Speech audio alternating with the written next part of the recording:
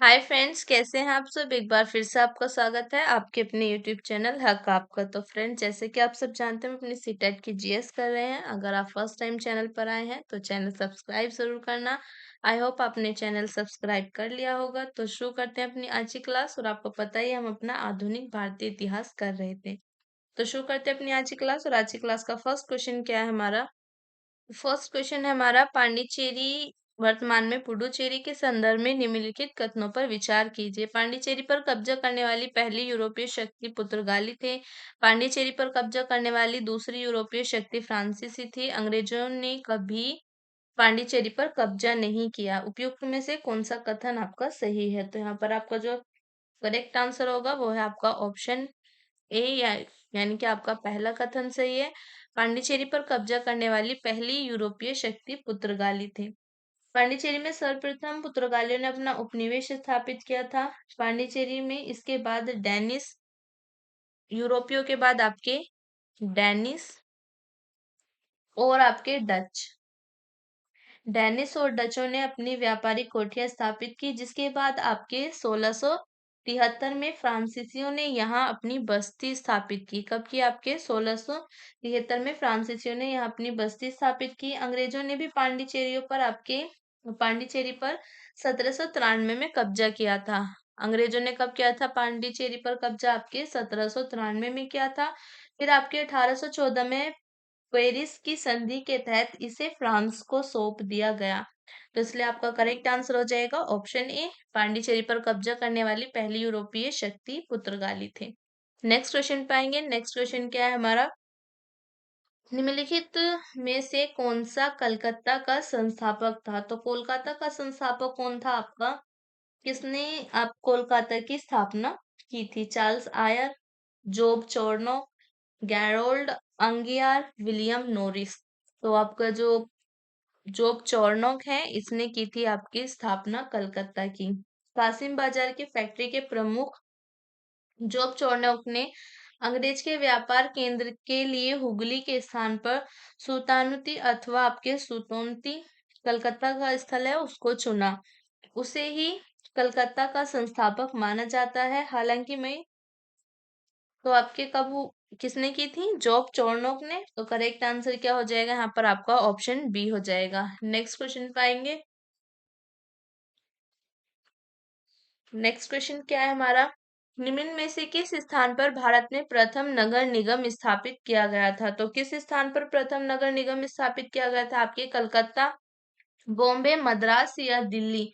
तो correct answer क्या हो जाएगा आपका? ऑप्शन बी होगा करेक्ट आंसर। बॉम्बे में आपका प्रथम नगर निगम स्थापित किया गया था। आधुनिक भारत में पहला नगर निगम स्थापित हुआ कब था? ये आपके स्थापित हुआ था 1668 में स्थापित हुआ था। मद्रास के पूर्व प्रेसिडेंसी शहर में स्थापित किया गया था। तो करेक्ट आंसर हो जाएगा आपका ऑप्शन बी। ऑप्शन बी आपका करेक्ट होगा, मद्रास, बॉम्बे नहीं, मद्रास। नेक्स्ट क्वेश्चन पाएंगे। नेक्स्ट क्वेश्चन क्या है हमारा, कर्नाटक युद्ध किन किन के मध्य लड़ा गया। तो कर्नाटक का युद्ध जो हुआ था वो आपके किस किस के बीच में हुआ था? किस किस के बीच में आपके लड़ा गया था? अंग्रेज व फ्रांसीसी, अंग्रेज व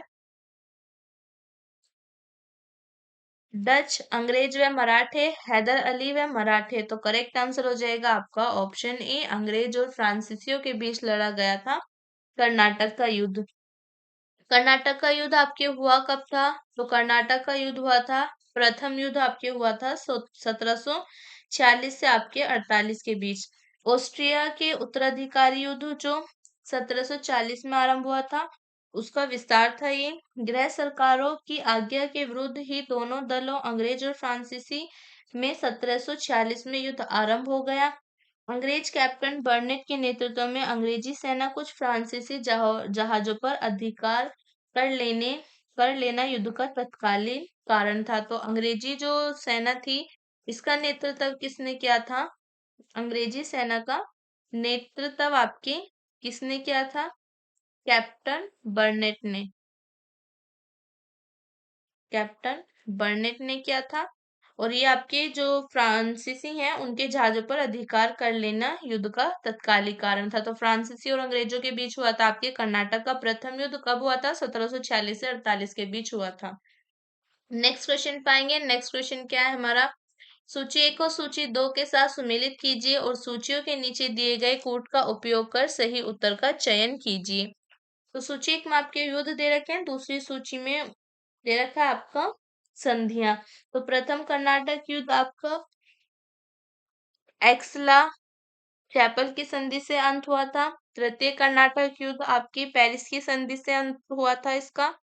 द्वितीय कर्नाटक युद्ध ये आपका अनिर्णायक युद्ध था और प्रथम मैसूर युद्ध में आपके ब्रिटिश की हार हुई। तो करेक्ट आंसर क्या हो जाएगा यहाँ पर, आपका ऑप्शन सी हो जाएगा करेक्ट आंसर। नेक्स्ट क्वेश्चन पाएंगे। नेक्स्ट क्वेश्चन क्या है हमारा, एक्सला शापेल एक्सला शापेल 1784 की संधि के संदर्भ में निम्नलिखित कथनों में से कौन सा सही है। प्रथम कर्नाटक युद्ध की समाप्ति, अंग्रेजों को मद्रास पुनः प्राप्त हुआ। नीचे दिए गए कोट से सही उत्तर चुनिए। तो यहाँ पर आपका कौन कौन सा कथन सही है, पहला कथन भी आपका सही है, प्रथम कर्नाटक युद्ध की समाप्ति, और सेकंड आपका अंग्रेजों को मद्रास पुनः प्राप्त हुआ। एक्सला शापेल की संधि 1748 से ऑस्ट्रिया के उत्तराधिकार का युद्ध समाप्त हो गया। यूरोप का युद्ध बंद होते ही कर्नाटक का प्रथम युद्ध समाप्त हो गया तथा मद्रास अंग्रेजों को पुनः प्राप्त हो गया, इसलिए आपके दोनों ही कथन सही हैं। नेक्स्ट क्वेश्चन है हमारा, वांडीवाश के युद्ध में आपके किसने किसको हराया। फ्रेंच ने ब्रिटिश को हराया, ब्रिटिश ने डच को हराया, ब्रिटिश ने फ्रेंच को हराया, डच ने ब्रिटिश को हराया। तो वांडीवास का जो युद्ध हुआ था आपके 1760 में, इसमें आपके ब्रिटिश ने फ्रेंच को हराया, ब्रिटिश ने फ्रेंच को हराया। जनवरी 1760 में अंग्रेजों तथा फ्रांसीसियों के मध्य हुए वांडीवाश के युद्ध में फ्रांसीसी पराजित हुए। इस युद्ध में अंग्रेजी सेना का नेतृत्व आयरकूट ने अंग्रेजी सेना का नेतृत्व किसने किया था आपके, ब्रिटिश जो सेना थी आपकी, अंग्रेजी सेना का नेतृत्व किया था आपके आयरकूट ने, आयरकूट। और जबकि आपकी जो फ्रांसीसी सेना थी, उस फ्रांसीसी सेना का नेतृत्व क्या था आपके काउंट डी लाली ने, काउंट डी लाली ने किया था। तो करेक्ट आंसर हो जाएगा आपका ऑप्शन सी, ब्रिटिश ने फ्रेंच को हराया था वांडीवाश के युद्ध में। नेक्स्ट क्वेश्चन पाएंगे। नेक्स्ट क्वेश्चन क्या है हमारा, निम्नलिखित में से कौन एक मुगल सम्राट द्वारा नियुक्त बंगाल का अंतिम गवर्नर या सूबेदार था। सरफराज खान, मुर्शिद कुली खान, अलीवर्दी खान, शुजाउद्दीन मोहम्मद खान। तो यहाँ पर आपका करेक्ट आंसर क्या हो जाएगा, मुर्शिद कुली खान। ऑप्शन बी आपका करेक्ट आंसर होगा। मुगल सम्राट फर्रुखसियर द्वारा किसके द्वारा इसे नियुक्त किया गया था, किसके द्वारा नियुक्त किया गया था आपके मुगल सम्राट फर्रुखसियर द्वारा आपके 1717 में, मुगल सम्राट फर्रुखसियर द्वारा 1717 में मुर्शिद कुली खान को बंगाल का गवर्नर सूबेदार नियुक्त किया गया।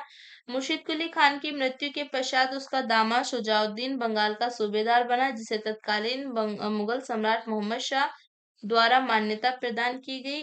तो इसलिए आपका जो मुगल सम्राट द्वारा नियुक्त बंगाल का अंतिम गवर्नर था वो आपका मुर्शिद कुली खान था। तो करेक्ट आंसर हो जाएगा आपका ऑप्शन बी, और इसको आपके 1717 में नियुक्त किया गया था। नेक्स्ट क्वेश्चन पाएंगे। नेक्स्ट क्वेश्चन क्या है हमारा, निम्नलिखित में से किसे स्वर्ग से उत्पन्न सेनानायक कहा गया। तो किसे आपके स्वर्ग से उत्पन्न सेनानायक कहा गया, अल्ब्रू को, रॉबर्ट क्लाइव को, फ्रांसिस डुप्ले को, या आपके लॉर्ड कॉर्नवालिस को। तो ये कहा गया था आपके रॉबर्ट क्लाइव को। किसे कहा गया था स्वर्ग से उत्पन्न सेनानायक, ये आपके रॉबर्ट क्लाइव को कहा गया था। क्लाइव एक सैनिक के रूप में जन नेता था। विलियम पिट का यह कथन था कि वह स्वर्ग से उत्पन्न सेना नायक है। किसने कहा था इसको, आपके विलियम पिट ने कहा था कि जो रॉबर्ट क्लाइव है ये आपका स्वर्ग से उत्पन्न सेनानायक का हेवन बोर्न जनरल। तो करेक्ट आंसर हो जाएगा आपका ऑप्शन बी। नेक्स्ट क्वेश्चन पाएंगे। नेक्स्ट क्वेश्चन क्या है हमारा, सबसे अधिक निर्णायक युद्ध जिसने अंग्रेजों के भारत में प्रभुत्व को संस्थापित किया था। तो कौन सा युद्ध था आपका, बक्सर का युद्ध, प्लासी का युद्ध, पानीपत का तीसरा युद्ध, या वांडीवाश का युद्ध। तो आपका जो युद्ध था वो था आपके बक्सर का युद्ध। 22 अक्टूबर 1764 को अंग्रेजों ने मीर कासिम, अवध के नवाब सुजाउद्दौला तथा दिल्ली के मुगल सम्राट शाह आलम द्वितीय की सम्मिलित सेना को बक्सर के युद्ध में परास्त किया। तो 22 अक्टूबर 1764 को अंग्रेजों ने मीर कासिम, अवध के नवाब अवध के नवाब शुजाउद्दौला शुजाउद्दौला तथा दिल्ली के दिल्ली के मुगल सम्राट दिल्ली के मुगल सम्राट शाह आलम द्वितीय को अंग्रेजों ने पराजित किया। अंग्रेजों ने परास्त किया। इस युद्ध में अंग्रेजों की कमान मेजर हेक्टर मुनरो के हाथ में थी। बक्सर युद्ध में जो था अंग्रेजों का नेतृत्व किसने किया था? अंग्रेजों का नेतृत्व किसने किया था? आपके नेतृत्व किया था हेक्टर मुनरो ने। हेक्टर मुनरो ने अंग्रेजों का नेतृत्व किया था। इस युद्ध के परिणाम ने प्लासी के निर्णयों पर मुहर लगा दी। भारत में अब अंग्रेजों को चुनौती देने वाला कोई दूसरा नहीं था। इलाहाबाद तक का प्रदेश अंग्रेजों के अधिकार में आ गया था। दिल्ली विजय का मार्ग खुल गया था। तो बक्सर का युद्ध भारत में अंग्रेजों के आधिपत्य की स्थापना की दृष्टि से सर्वाधिक निर्णायक युद्ध सिद्ध हुआ। तो करेक्ट आंसर हो जाएगा आपका ऑप्शन ए। नेक्स्ट क्वेश्चन पाएंगे। नेक्स्ट क्वेश्चन क्या है हमारा? निम्नलिखित में से जिस एक शासक ने ईस्ट इंडिया कंपनी को दीवानी प्रदान की थी वह था। तो कौन सा एक शासक था जिसने ईस्ट इंडिया कंपनी को दीवानी प्रदान की थी?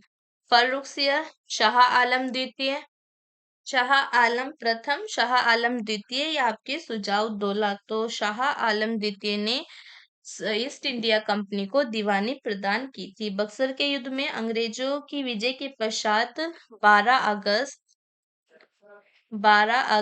1765 के अपने फरमान द्वारा मुगल बादशाह शाह आलम द्वितीय ने कंपनी को बंगाल, बिहार तथा उड़ीसा की दीवानी प्रदान कर दी थी। बंगाल,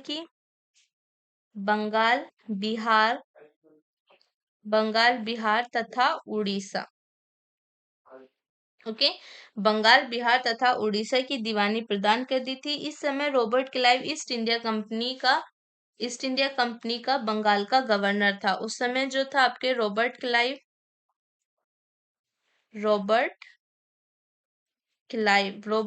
उस समय आपके कंपनी का गवर्नर था और ये आपके बंगाल का भी गवर्नर था। तो करेक्ट आंसर क्या हो जाएगा यहाँ पर? आपका गवर्नर था। ओके, तो करेक्ट आंसर क्या हो जाएगा यहाँ पर? आपका ऑप्शन सी करेक्ट आंसर हो जाएगा। शाह आलम द्वितीय ने 12 अगस्त 1765 के अपने फरमान द्वारा मुगल बादशाह शाह आलम द्वितीय ने कंपनी को बंगाल, बिहार तथा उड़ीसा की दीवानी प्रदान कर दी थी और रॉबर्ट क्लाइव जो था उस समय आपके कंपनी का और बंगाल का दोनों का गवर्नर था। तो करेक्ट आंसर हो जाएगा यहाँ पर आपका ऑप्शन सी। नेक्स्ट क्वेश्चन पाएंगे। नेक्स्ट क्वेश्चन क्या है हमारा? अवध सल्तनत के हिंदू नायब वजीर के संदर्भ में निम्नलिखित कथनों में से कौन सा कथन सही है? राजा टिकैत राय नवाब आसफुद्दौला के अर्थ मंत्री थे। नेक्स्ट है हमारा, अवध के नवाबों के राज्य में सामान्यतः कतिपय हिंदू जातियों के लोगों को उच्च स्थान प्राप्त था। नीचे दिए गए कोड से सही उत्तर का चयन कीजिए। तो यहाँ पर आपका सही आंसर क्या हो जाएगा? आपका पहला कथन भी सही है, राजा टिकैत राय नवाब आसफुद्दौला के अर्थ मंत्री थे। और नेक्स्ट आपका, अवध के नवाब के राज्य में सामान्यतः कतिपय हिंदू जाति के लोगों को उच्च स्थान प्राप्त था। अवध के नवाबों के राज्य हिंदू अधिकारियों को भी उच्च पदों पर नियुक्ति की गई। आसफुद्दौला के दीवान जो थे आपके यानी कि अर्थ मंत्री राजा टिकैत राय व राजा झावलाल एवं नवाब सफदरजंग के प्रधानमंत्री एवं सेना नायक राजा नवल राय आदि इसके प्रमुख उदाहरण हैं। तो इसलिए आपके दोनों ही कथन सही हो जाएंगे। ऑप्शन सी आपका करेक्ट आंसर हो जाएगा। नेक्स्ट क्वेश्चन पाएंगे। नेक्स्ट क्वेश्चन क्या है हमारा? राजा रणजीत सिंह ने किस स्थान पर अदालत आला की स्थापना की थी? तो राजा रणजीत सिंह ने किस स्थान पर आपकी अदालत आला की स्थापना की? अमृतसर, लाहौर, फिरोजपुर या आपके मुल्तान? तो ये की थी आपके लाहौर। रंजीत सिंह की न्याय व्यवस्था कठोर थी। राज्य की सर्वोच्च अदालत का नाम अदालत आला था। अदालत आला जो थी ये आपकी राज्य की सर्वोच्च न्यायालय था। सर्वोच्च अदालत जो राज्य की सर्वोच्च अदालत थी, राज्य की सर्वोच्च अदालत का नाम था, अदालत का नाम क्या था आपकी? अदालत ए आला। यह अदालत लाहौर में स्थित थी। रंजीत सिंह स्वयं उसके प्रधान न्यायाधीश थे। और अदालत ए आला जो थी इसके, अदालत ए आला के जो प्रधान थे, प्रधान न्यायाधीश, अदालत आला के प्रधान न्यायाधीश कौन थे आपके? राजा रंजीत सिंह खुद थे। तो करेक्ट आंसर क्या हो जाएगा यहाँ पर आपका? ऑप्शन बी हो जाएगा करेक्ट आंसर। ये आपके लाहौर में इन्होंने इसकी स्थापना की थी। नेक्स्ट क्वेश्चन पाएंगे। नेक्स्ट क्वेश्चन क्या है हमारा? पंजाब के विलय में, पंजाब के विलय के संबंध में निम्नलिखित में से कौन सा कथन असत्य है? तो आपको बताने की पंजाब के विलय के संबंध में कौन सा कथन आपका असत्य है। 29 मार्च 1849 को गवर्नर जनरल की ओर से घोषणा हुई कि पंजाब राज्य समाप्त हो गया है। महाराजा दलीप सिंह के सभी प्रदेश भारतीय ब्रिटिश साम्राज्य का हिस्सा बन गए। नेक्स्ट है हमारा, दलीप सिंह को 2,50,000 मतलब आपके 2.5 लाख वार्षिक पेंशन दी गई। या उपरोक्त में से कोई नहीं। तो यहाँ पर आपका करेक्ट आंसर होगा दिलीप सिंह को 2.5 लाख वार्षिक पेंशन दे दी गई। लॉर्ड डलहौजी की 29 मार्च 1849 की घोषणा द्वारा संपूर्ण पंजाब का विलय अंग्रेजी राज्य में कर लिया गया। ये हुआ था आपके 29 मार्च 1849 को। गवर्नर जनरल जो था आपका लॉर्ड डलहौजी। कौन था आपके? लॉर्ड डलहौजी। लॉर्ड डलहौजी की तरफ से आपकी क्या घोषणा हुई कि संपूर्ण पंजाब का विलय अंग्रेजी राज्य में कर लिया गया और महाराजा दिलीप सिंह को आपके 5,000 पौंड यानी कि लगभग आपके 5 से 4 लाख की वार्षिक पेंशन दे दी गई और उन्हें शिक्षा प्राप्त करने के लिए इंग्लैंड भेज दिया गया। तो इसलिए आपका करेक्ट आंसर हो जाएगा ऑप्शन सी, यही आपका सही नहीं है। नेक्स्ट क्वेश्चन पाएंगे। नेक्स्ट क्वेश्चन क्या है हमारा? प्रथम आंग्ल मैसूर युद्ध में कौन विजय हुआ? तो प्रथम आंग्ल मैसूर युद्ध में आपके कौन विजय हुआ? अंग्रेज, हैदर अली, मराठा या हैदराबाद का निजाम? तो करेक्ट आंसर हो जाएगा आपका ऑप्शन बी, हैदर अली। प्रथम आंग्ल मैसूर युद्ध आपके कब हुआ? 1766 से 69 के बीच हुआ। अंग्रेजों और हैदर अली के मध्य हुआ। किस किस के बीच हुआ आपके? अंग्रेज और हैदर अली। अंग्रेज और हैदर अली के बीच ये युद्ध हुआ। हैदर के विरुद्ध निजाम, मराठे एवं अंग्रेज एक त्रिगुट संधि में सम्मिलित हुए। हैदर ने अपनी कूटनीतिक सूझबूझ से इस त्रिगुट को भंग करने का प्रयास किया। उसने मराठों को धन देकर और निजाम को प्रदेश का प्रलोभन देकर अपनी ओर मिला लिया और फिर कर्नाटक पर आक्रमण किया। अंग्रेजों की प्रारंभिक सफलता के कारण निजाम पुनः अंग्रेजों की ओर चला गया। तथापि हैदर अली ने उत्साहपूर्वक लड़ते हुए 1768 में मंगलौर पर अधिकार कर लिया। हैदर अली ने आपके 1768 में मंगलोर पर अधिकार कर लिया। मंगलोर पर अधिकार किया। मंगलोर पर अधिकार कर लिया। मार्च 1769 में उसकी सेनाएं मद्रास तक जा पहुंची। अंग्रेजों ने विवशता में हैदर अली की शर्तों पर 4 अप्रैल 1769 को मद्रास की संधि की। मद्रास की संधि कब हुई आपकी? मद्रास की संधि, मद्रास की संधि हुई आपकी 4 अप्रैल 1769 को। तो करेक्ट आंसर हो जाएगा आपका ऑप्शन बी। नेक्स्ट क्वेश्चन पाएंगे। नेक्स्ट क्वेश्चन क्या है हमारा? नेक्स्ट क्वेश्चन है हमारा, निम्नलिखित निम्नलिखित भारतीय शासकों में से कौन था? निम्नलिखित भारतीय शासकों में से कौन था जिसने विदेशी विदेशों में आधुनिक पद्धति से दूतावास स्थापित किए थे? तो कौन था आपके? हैदर अली, मीर कासिम, शाह आलम द्वितीय या आपका शाह आलम द्वितीय या आपका टीपू सुल्तान? तो करेक्ट आंसर हो जाएगा आपका टीपू सुल्तान। ओके, टीपू सुल्तान ने आधुनिक पद्धति से विदेशों में दूतावास स्थापित किए थे। तो ऑप्शन डी आपका करेक्ट आंसर हो ऑप्शन डी आपका करेक्ट आंसर हो जाएगा। नेक्स्ट क्वेश्चन पाएंगे। नेक्स्ट क्वेश्चन क्या है हमारा? निम्नलिखित में से कौन एक सुमेलित है? तो इसमें आपको बताने की कौन सा सही सुमेलित है। प्रथम आंग्ल मैसूर युद्ध में आपके हैदर अली पराजित हुआ था। द्वितीय आंग्ल मैसूर युद्ध में हैदर अली ने अंग्रेजों को पराजित किया। तृतीय आंग्ल मैसूर युद्ध टीपू सुल्तान जीता और अपना भूभाग अंग्रेजों को नहीं दिया। नेक्स्ट हमारा चतुर्थ आंग्ल मैसूर युद्ध टीपू पराजित किया गया और युद्ध के मध्य द्विंगत हुआ। तो यहाँ पर आपका कौन सुमेलित है? वो है आपका ऑप्शन डी, चतुर्थ आंग्ल मैसूर युद्ध में टीपू पराजित किया गया और युद्ध के मध्य आपके द्विंगत हुआ। चतुर्थ आंग्ल मैसूर युद्ध ये आपके हुआ कब था? तो ये आपके 1799 में हुआ था। इस दौरान अंग्रेज गवर्नर जनरल लॉर्ड वेलेजली था। उस वक्त आपके गवर्नर कौन था?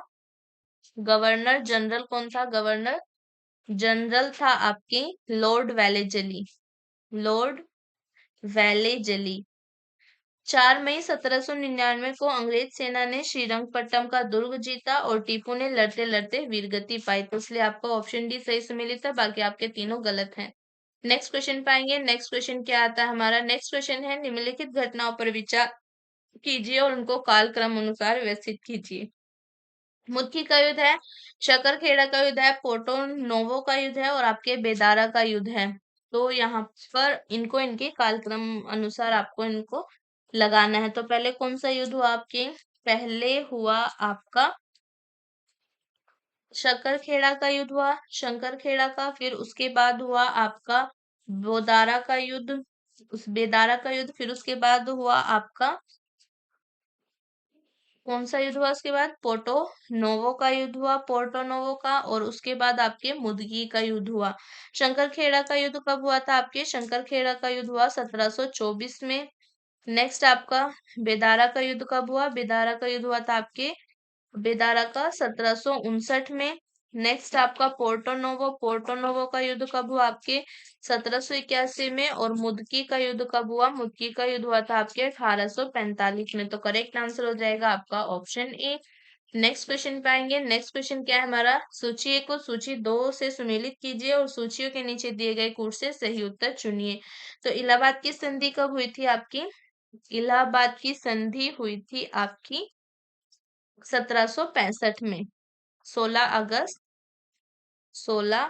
अगस्त 1765 में हुई थी।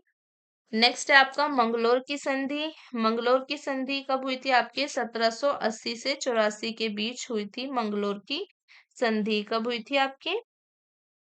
1784 को। नेक्स्ट है हमारा मंगलोर की संधि। मंगलोर की संधि कब हुई आपकी? 1700 कब हुई थी मंगलोर की संधि आपकी? 1784 में।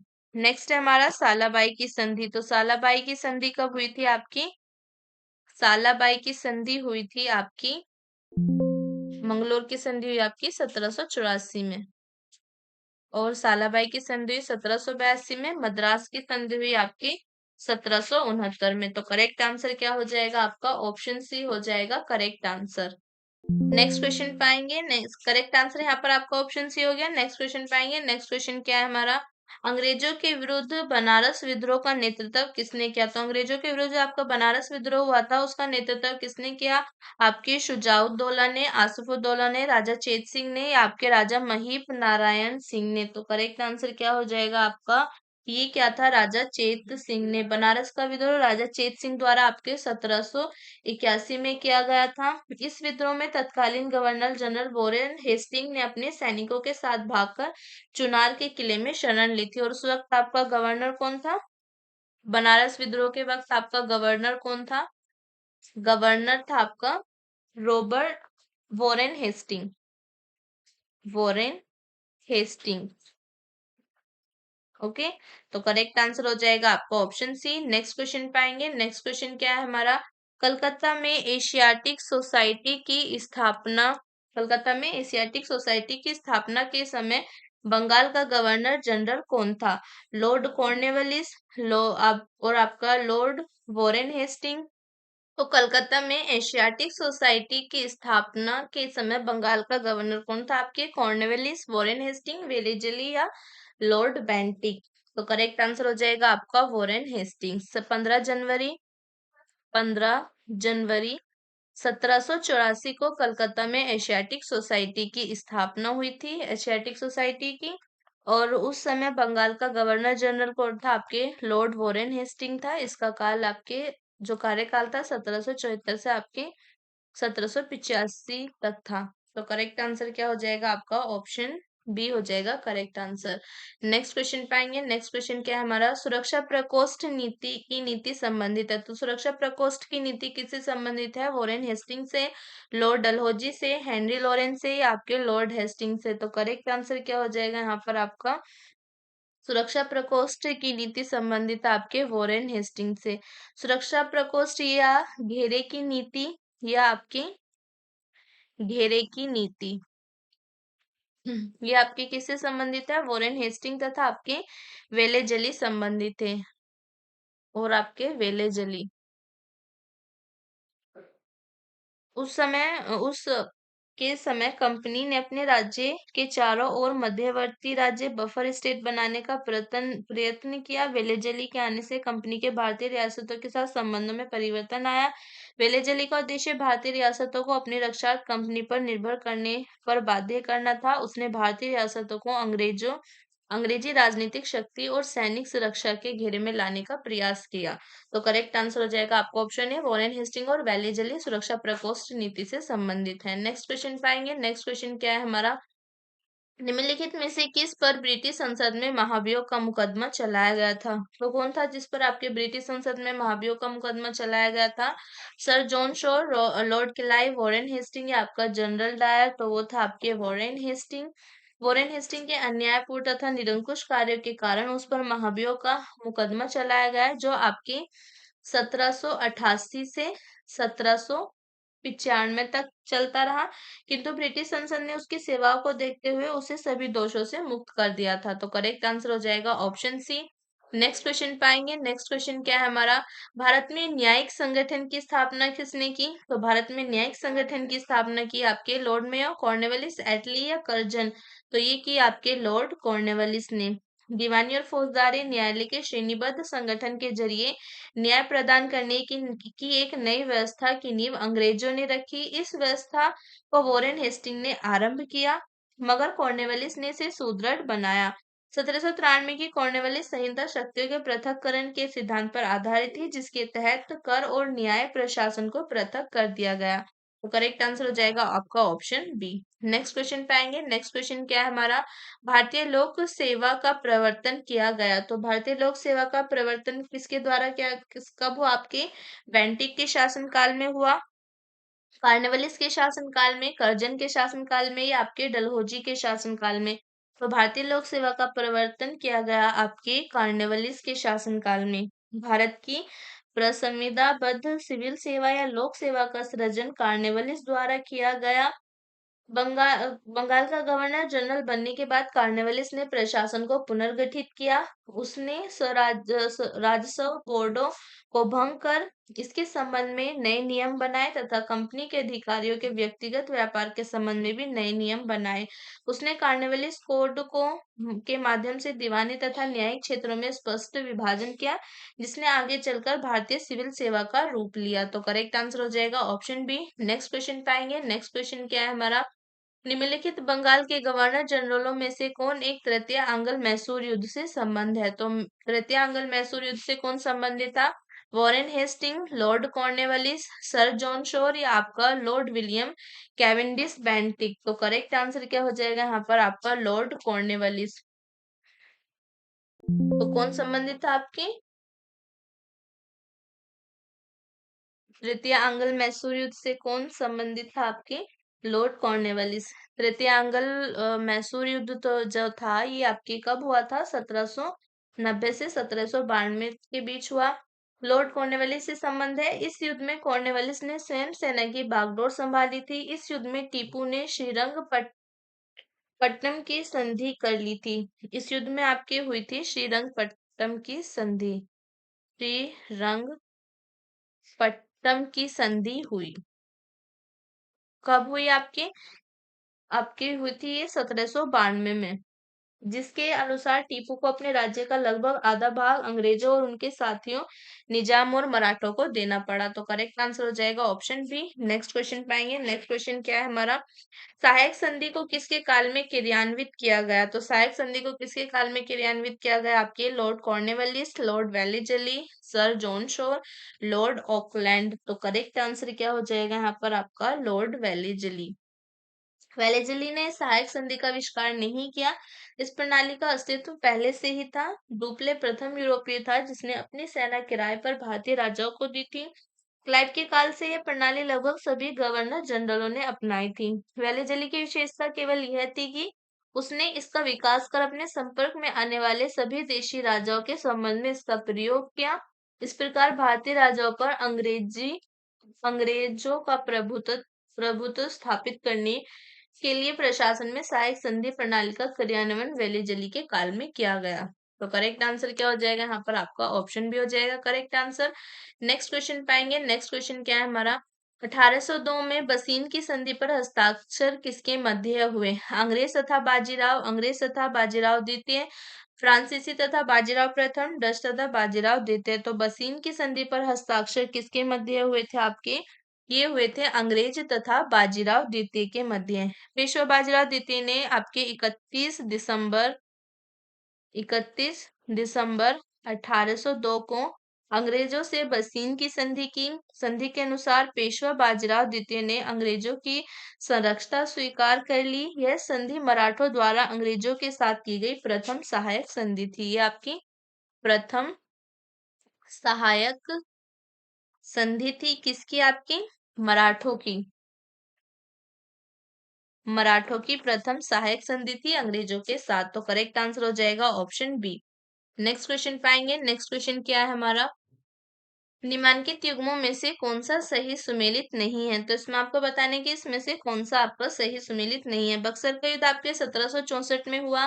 सहायक संधि आपके 1863 में। भारत में ईस्ट इंडिया कंपनी का एक अधिकार 1833 में। ब्रिटिश नागरिकों एवं कंपनियों के लिए भारत में व्यापार का खोला जाना 1813 में।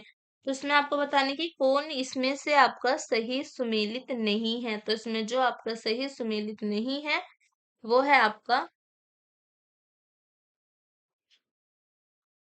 ऑप्शन बी, सहायक संधि। ये आपका सही सुमेलित नहीं है। भारत में अंग्रेजी सत्ता की श्रेष्ठता स्थापित करने के उद्देश्य से वेलेजली ने आपके सहायक संधि प्रणाली का क्रियान्वयन किया था 1798 में। तो करेक्ट आंसर हो जाएगा आपका ऑप्शन बी। नेक्स्ट क्वेश्चन पाएंगे। नेक्स्ट क्वेश्चन क्या है हमारा, आंग्ल नेपाल युद्ध जिसके शासनकाल में हुआ वह था?